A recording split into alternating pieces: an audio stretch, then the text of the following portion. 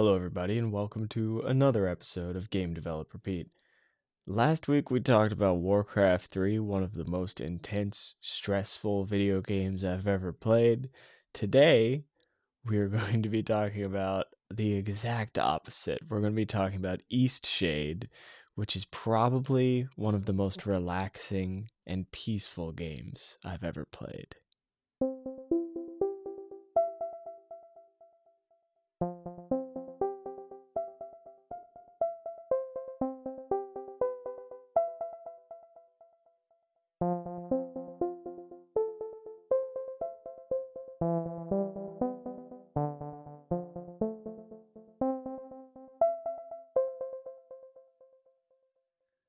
I think that the charm and the power of this game comes from its ability to put you into this mindset where you want to observe the world around you and you want to connect with it and you want to be um, present in every moment of the game. I think the joy of it comes from looking for those beautiful moments in the game.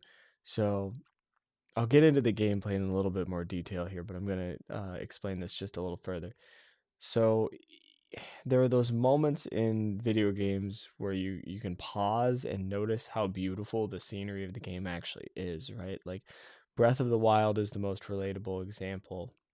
I think Razbuten has a whole video on this on YouTube. Razbuten, really good YouTuber.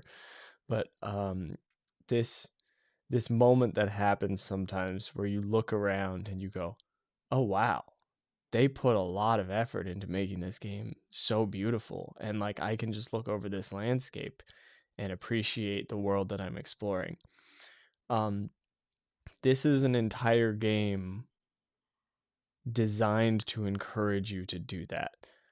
So in this game, you play as a painter, and you're on this island called Eastshade, uh, and you're traveling around looking for beautiful things to paint. And it essentially works like a photography kind of mechanic. Like you set yourself up in a spot and you click a button and your character paints the whole scene. Um, it is created in a just a beautiful style. It's fairly, how do I explain this? It feels real. Like it's got a good element of realism to it. Moments of the game kind of remind me of the art style of like Mist or like Riven or like that borderline photographic art style, but it's not actually done to look real. I'm not sure how else to put that. It's very stylized realism. Uh my feeling is that this game is probably going to age pretty well visually because of the stylized element of it. I don't play it and get that like uncanny valley thing. I play it and instead I go, "Oh wow, this is a really beautiful and fully fleshed out fantasy world." And so I suspect that in time it will still be a very beautiful and fully fleshed out fantasy world. Um, who who would enjoy this game? That's the question. I think the reason I ended up playing this, I don't know why or how I got into playing Eastshade. I don't know what happened that led me to it, but I'm glad that I ended up playing it. I'm not sure how it hooked me. Normally, I see these types of like uh walking around, exploring a world games, and I go, eh, it's not really my thing. Like Dear Esther wasn't really my thing. It didn't click for me. My understanding is that it's a great game, and from playing it, I thought, oh, this seems like it's a good game, but it's just not. I don't think this is the time for me for this game, or it wasn't clicking or something. Eastshade totally clicked for me, completely and totally clicked, and I still don't know what drew me to it, which is kind of unfortunate. I would love to know what caused me to play this game. Maybe it was just the screenshots, because the screenshots are quite beautiful. You can look it up on Steam and get an idea for it. Uh, I think it's a really good game to step away from like fast-paced, stressful stuff. I think it's a great game for sitting down and reconnecting with your senses. Oddly enough, I think the game has the same effect as like a really nice hike out in the woods, right? Like you play this game in a different way, of course. But you play this game and it feels like, oh, I want to look at the small things in the world. I think around the same time that I played this, I started like getting really interested in like just like small sounds and like playing with objects to listen to what sounds they might make, and like looking at little details on things. I believe that was the same time period in my life, but I could be mixing things together a little bit. So I find it to be uh, a very compelling and relaxing experience simultaneously. There's some cool little story stuff in there. There's some cool little like things that you find out about the world and like the culture.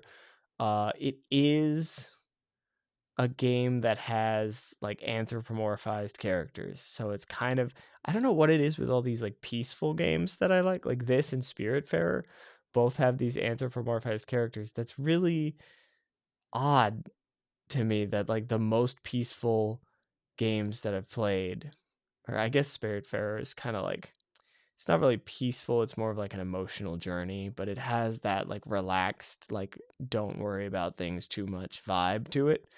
Um I don't know why those games always have animals as all the main characters. Maybe it's like some kind of connect with nature thing.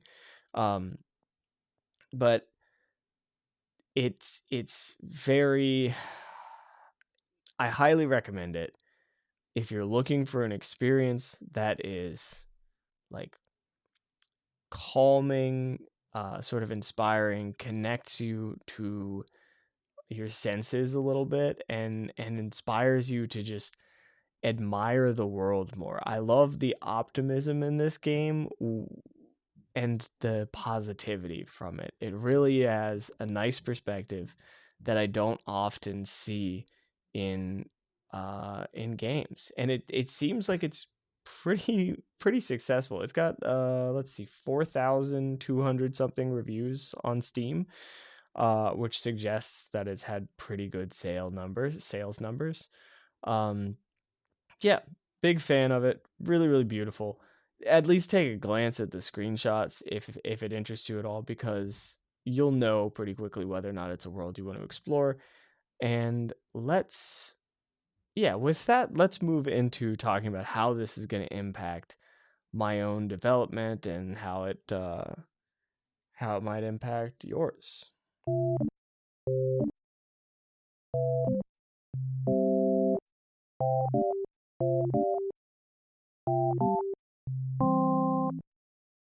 The first question that I have for myself about this game is, how does it establish such a calming aesthetic, such a calming presence? And my big theory is visuals and culture. I think the visuals are obviously an enormous part of this game, but they go above and beyond with making every element of this world notably beautiful and interesting. They really have a respect for this idea that it is a world that you are living in, and that it is fully an existing place. And then the culture that they built around it is like interesting, quirky. There are stakes, but at no point do the stakes feel stressful, time crunchy sort of thing. Like there's no moment in the game where you're like, I have to do this right now or this terrible thing is going to happen or whatever. It doesn't have that kind of aggressive, compelling um momentum to it. It is very much designed to invite you into the world rather than hook you into the world. If I had to conceptualize it, it's like a lot of games are a lot of games get you to stay playing by fishing, where they hook you and then they drag you along. This game just mails you an invitation and then you can show up or not. And then once you show up, nobody's like forcing you to stay or pressuring you to stay in the game. You're just there. You can explore as long as you're enjoying it. And then you can leave whenever you want. And how exactly does it do that? I think from the beginning, with some story hooks and things like that, there's like a letter, there's somebody you talk to. Everything around you implies that your character is here just to explore and have this experience and kind of go on like I don't know if it's like a journey of self-discovery, but it is some amount of like, this is a pause in life. This is a moment where you can just learn about yourself and the world around you, and I think there is something especially beautiful about that setup combined with the world that you are then introduced to, because you kind of open in a boat. I almost think of it as the opening of Morrowind, where you're like a prisoner and then you exit off the boat and then there's this glorious island out in front of you. uh it's kind of the same thing, except it's way more beautiful and there's no combat, and it's very like fantasy. I mean, they're both very fantasy oriented, but it's very like bright fantasy, whereas Morrowind is much more like dark, gritty fantasy, which, by the way, amazing game. And when I say dark, gritty, I mean it in a very like desert kind of angle. I don't know how to explain that. Morrowind is not fully set in a desert, but everything in Morrowind is very um it's a darker fantasy setting. Anyway, I don't want to go too far off on a tangent and end up talking about that game forever, but that's also an amazing game. Uh there's you leave this boat that feels kind of constrained. There is like a moment of stress and there's like an issue. And then like the worst has happened in a way, because you've already had this like bad moment on a boat, and then everything on the entire game from then on is open, beautiful, relaxing, and yeah, and just like very nice. There are a few little like quests that are like puzzly, but even those are sort of interesting peeks into the culture of the island. It feels like you're visiting everybody else's life. Like the stakes feel very low, but all the characters still feel very real. I think that's it. The stakes feel low and it feels like you're taking a break, which is really nice. And then let's so the next question I have written down is just style versus realism. And I think what I really want to get out of that, I kind of already mentioned, which is that this game is stylized enough that the elements of realism within the visual style aren't going to make it age really, really poorly, I think. That's my expectation. I like a good stylized game, and that is definitely something that I take from this, and that I take from a lot of different games, and from like, I love pixel art. I don't know if everybody loves pixel art, but I absolutely love pixel art. I think it ages very well. I like stylized art in general because I think it's easier to do if you have a vision for it. Like, technically speaking, easier to do than realism. And creatively, it's a whole thing. But big fan of a good stylized game, and I think they pull it off. Uh, the next question I have is peace fun? Is a peaceful aesthetic a fun gameplay mechanic? Is this game fun? I think so. And I think that it's something that we haven't explored enough in game development and game design. I think there's a category of games that attempt to explore this. Maybe I haven't played enough of them, but I do think that peace and calmness and relaxation can be fun things in their own way, right? I think we think of fun in games as like high energy, stress, like pedal to the metal kind of thing. um, just pressing the gas down all the way at all times. And I think that calming experiences are enjoyable too. I think Stardew Valley plays an interesting balance between these two. Like Stardew Valley has, you can kind of pick which way you want to play it. Like when you're playing it, you can, depending on your personality, either have a very stressful, optimized play style, or you can just be like, ooh, pumpkins. I like growing pumpkins, and you can just chill.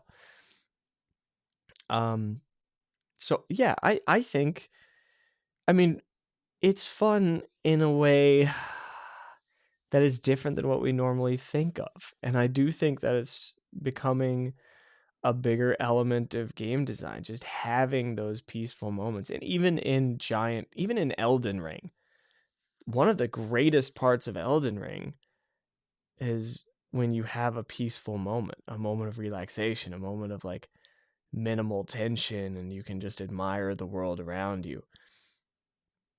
And I appreciate that so much. And I would love to incorporate that feeling in my own stuff. But there's a catch there, which is I don't know. I don't do artwork all that well. I'm not like deep into the art side of things, the visual art side of things. So I'm wondering if there are ways to make a very peaceful, calming experience without artwork being a heavy part of it. And you know what? There absolutely are. And uh I think a game that I can draw inspiration for that from is The Veil, which is a game that I will absolutely be talking about in a future episode. It is an audio only game. It is 100% blind compatible. Like it is a game designed to be completely audio driven. Um, and it's beautiful. It is an amazing game. And while it is not particularly peaceful, it does give me some ideas about how I could incorporate more peace without relying on visuals so heavily. Okay, I think that's enough about Eastshade. There's a lot in there that I think has to be experienced. Oh, that noise may have come through on the mic. There's a lot there that may have to be experienced, in which case, if it interests you, I'd recommend you give it a play. I think it's worthwhile. Um, let's go ahead and transition into talking about my development process. I want to talk about the stuff I've been working on this week. The biggest thing that I have been doing or struggling with is animation. Oh, animation. I have so many feelings about doing animation in Unity right now. First off, I'm doing pixel art animation. Uh, and I'm doing really simple stuff, right? I've got a little sprite. He's a little soot sprite.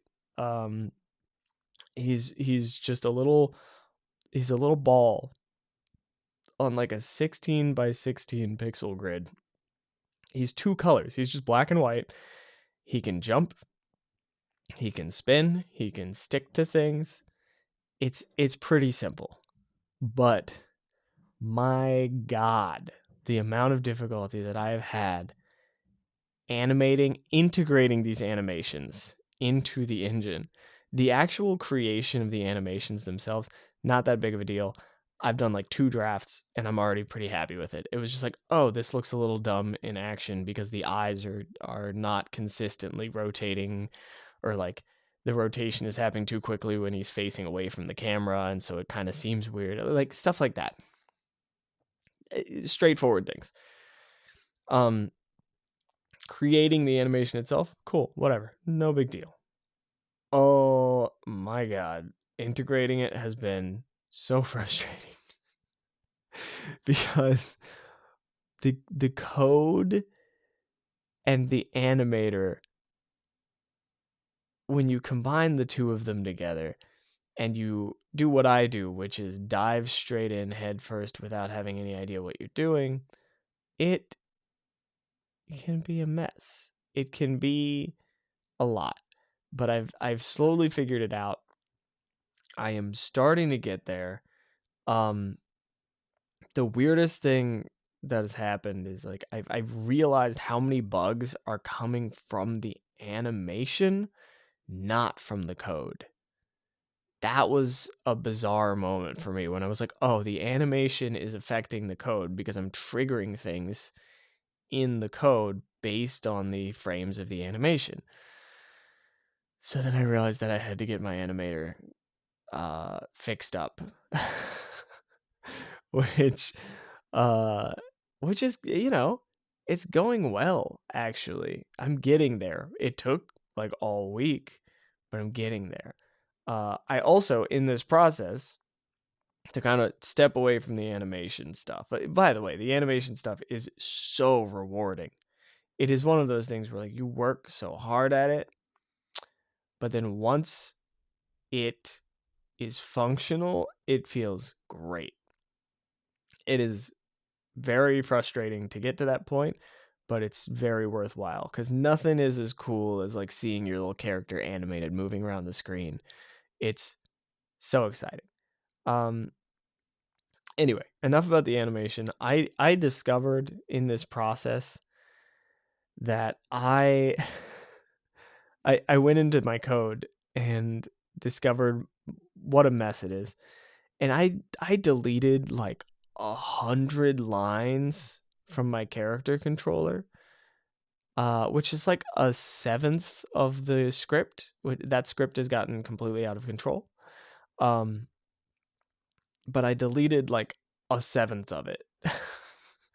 And it functions exactly the same. I just had these wild, redundant chunks of code hanging out. And that is so bizarre to me that you can have that much bloat just sneak right into your code, no problem. And you think it's useful. And then you're like, oh, wait, nope, I'm just overthinking everything. I can delete all of this, rephrase it this way, replace 50 lines with one line of code. Like, but hey, I guess that shows that I'm learning new stuff. So that's pretty great. That's that's good progress. Um, yeah, I feel like that's just a normal part of game development and programming in general. Every one of these skills, I am like looking at it, figuring it out, doing a terrible job with it, and then looking at it again, but not so terrible that it's not functioning. I get it to a functional point, and then I look at it again and I go, okay, let's fix this. And then I learn an enormous amount from it. I guess that's just like the process, is you just create a complete and total disaster and you go back in, you clean it up to a point where it's like, okay, now it's functional. Last thing I have to mention about my own development is about choosing what things to ignore. I think I'm going to have to start making these decisions. I have a bug right now in the game that is not even really a bug. It is just sometimes when I jump, of course it's animation related, sometimes when I have the character jump, it doesn't trigger the jump animation, which is like a cute little thing where he spins around. Instead, it just jumps, and it doesn't even look weird, really. The jump animation is not that important for the character's movement looking right. It's kind of just some flair. Um, like the walking animation pretty smoothly transitions into jumping. Weirdly enough, it's because he's just a little ball. So like you miss one frame that's actually relevant to him taking off the ground, and the animation's moving quickly enough, and the walk animation is similar enough that it doesn't really matter. And like one in I don't know how many times. It's pretty rare. I can't figure out how to trigger it, but one in like 20 times, it just won't play the jump animation, which is annoying, but I think I may just have to ignore it for now and then do all my level design stuff, and then if it's still driving me crazy later, I can come back and fix it. Um there are things like that that I've got to figure out. It's like, do I just completely ignore this? Does this matter at all? That is one of my new struggles because I'm looking at it. I think I had said at some point on the podcast that I wanted to have this thing done by like March. Did I say that? God, if I said that, what? What a what an optimistic perspective to be like, yeah, maybe like late March I'll have it done. No way. I still have to do all the sound effects except for like I have one rough draft of one sound effect. I still have to do all the sound effects. I still have to figure out whether or not I want like a background, what I want to do with my tile sprites to make them look better because right now they're just black boxes. Yeah, there's a lot. I need like menus. I need like there's all this stuff and I got to decide whether like to what extent I'm releasing this game.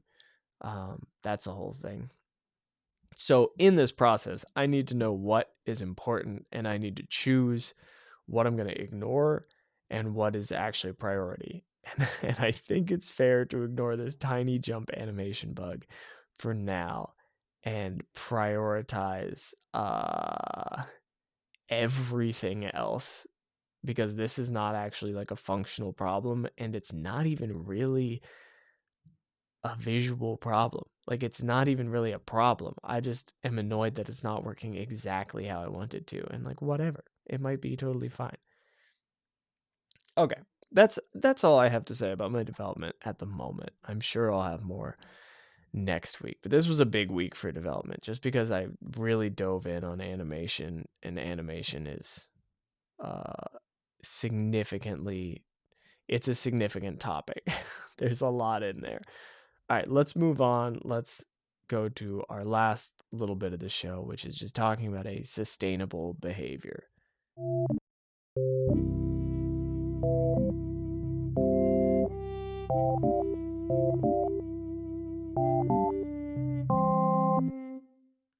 All right, this last idea that I've got is inspired by Eastshade. I'm trying to like theme it off of the episode a little bit. The idea is to try to make a habit of finding inspiration in the mundane, finding inspiration in the day-to-day boring stuff, right? I think this is going to be an interesting analogy, but if you look at the way that children view the world, if you look at the way that they get inspired by the littlest of things and make games out of nothing and are like absolutely fascinated by extremely simple stuff, the stuff that to us is simple. Um, the fact is that is a great creative mindset.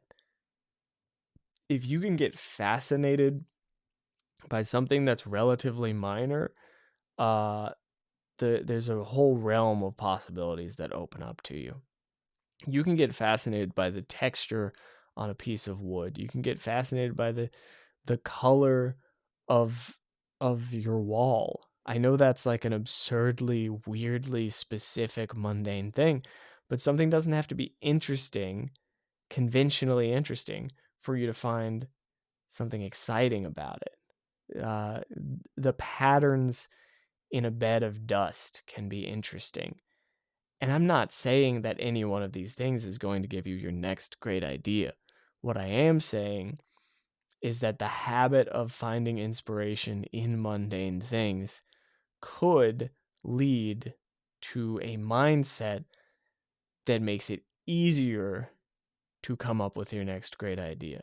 Or for the next it makes it you're creating an invitation for ideas.